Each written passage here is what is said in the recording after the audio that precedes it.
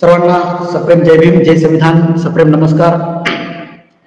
आज संविधान जागृती देशाची प्रगती यानुसार संविधानाच्या विश्लेषणाचा हा दिवस आहे आणि त्या अनुषंगाने आज आपण ज्या दिवशी संविधान विश्लेषणाचा उपक्रम असेल त्या दिवशी जगातील जेवढे काही तत्ववेत्ते होऊन गेले त्यापैकी एखाद्या तत्ववेत्याचं तत्वज्ञान मी आपल्यासमोर सादर करत असतो। तसे आज आपल्याकडं एक महान तत्ववेत्ते आपल्या जगात होऊन गेलेले त्या महान तत्ववेत्ते असलेले थॉमस पेन यांचं तत्वज्ञान मी या ठिकाणी आपल्यासमोर सादर करणार आहे। आपले महामानव डॉक्टर बाबासाहेब आंबेडकर आणि आपल्या डॉक्टर बाबासाहेब आंबेडकरांचे गुरु महात्मा फुले जे तिसरे गुरु आहेत, बुद्ध, कबीर, महात्मा ज्योतिबा फुले, या तिसऱ्या गुरूंनी म्हणजे महात्मा फुलेंनी ज्यांना गुरु मानलं ते म्हणजे थॉमस पेन।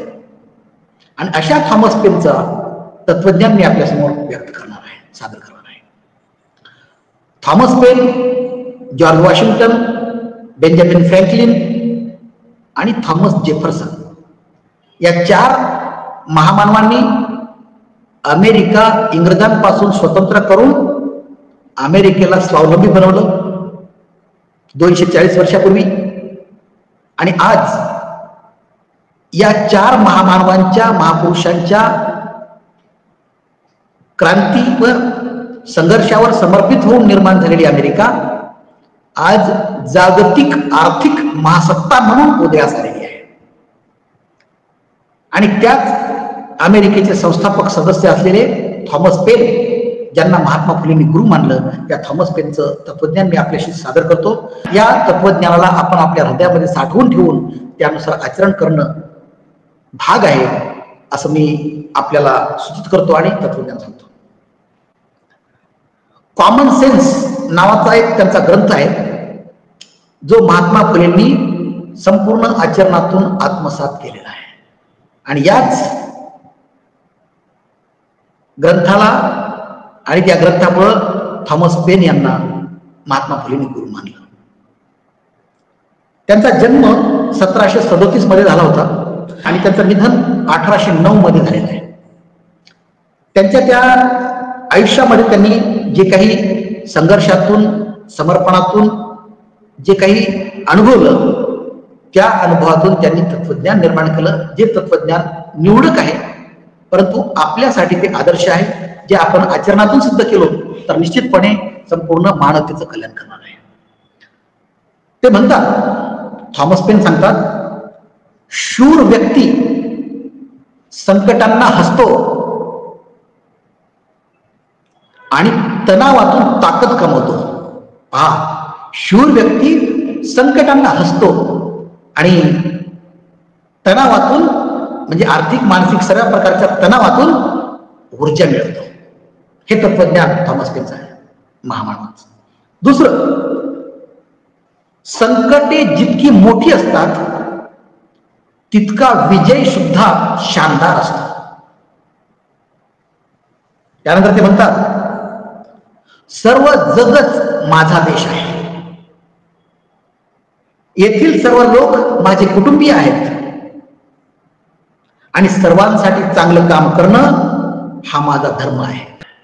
अर्थात अवघे विश्वची माझे घर, संत ज्ञानेश्वरांनी सांगितल्याप्रमाणे आणि साने गुरुजींनी सांगितल्याप्रमाणे खरा तो एकची धर्म जगाला प्रेम अर्पावे। त्यानंतर ते सांगतात, सिद्धांतांनी बनलेली सेना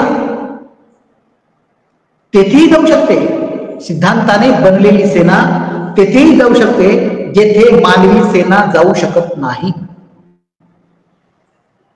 त्यानंतर ते म्हणतात, हे जग आम्ही पुन्हा सुरू करू शकतो, ही गोष्ट आमच्या शक्तीच्या कक्षेत आहे। हे जग आम्ही पुन्हा सुरू करू शकतो, ही शक्ती आमच्या कक्षेमध्ये आहे। ते म्हणतात पुन्हा, खरे तर मला शांत आयुष्याची सवय आहे, खर तर मला शांत आयुष्याची सवय आहे, पण संकटे येणार असतील तर त्या माझ्या समोरच याव्यात, जेणेकरून माझी मुले शांत झोपू शकतील. काय तत्वज्ञान आहे. ते म्हणतात की खरं तर मला सुद्धा शांत आयुष्याची सवय आहे, परंतु जर संकटे येणारे असतील तर माझ्या हयातीतच आली पाहिजे, कारण माझे मुलं, माझे नातवंड हे शांतपणे झोपू शकतील, ते सुखाने राहू शकतील. अशा प्रकारचं महान तत्वज्ञान तत्ववेत्ते. त्यानंतर ते शेवटी सांगतात, त्रुटी म्हणजे उणिवा, त्रुटी शोधण्यापर्यंतच चौकशीची मर्यादा असते. सत्य शोधणे हा तिचा आवाकाच नसतो. आपण पाहतो कोणाच्या चुका काढायचं असलं कुठेपर्यंत, चुका असण्यापर्यंत, पण त्या सत्यापर्यंत त्याचा कधीच मर्यादा पोहोचत नाही आणि ते स्वीकारण्याची तर मनीषाच नसते. अशा प्रकारचं तत्वज्ञान थॉमस पेन, जे महात्मा फुलेंचे गुरु, त्यांनी आपल्यापर्यंत पोहोचवलेलं आहे. त्यांचं तत्वज्ञान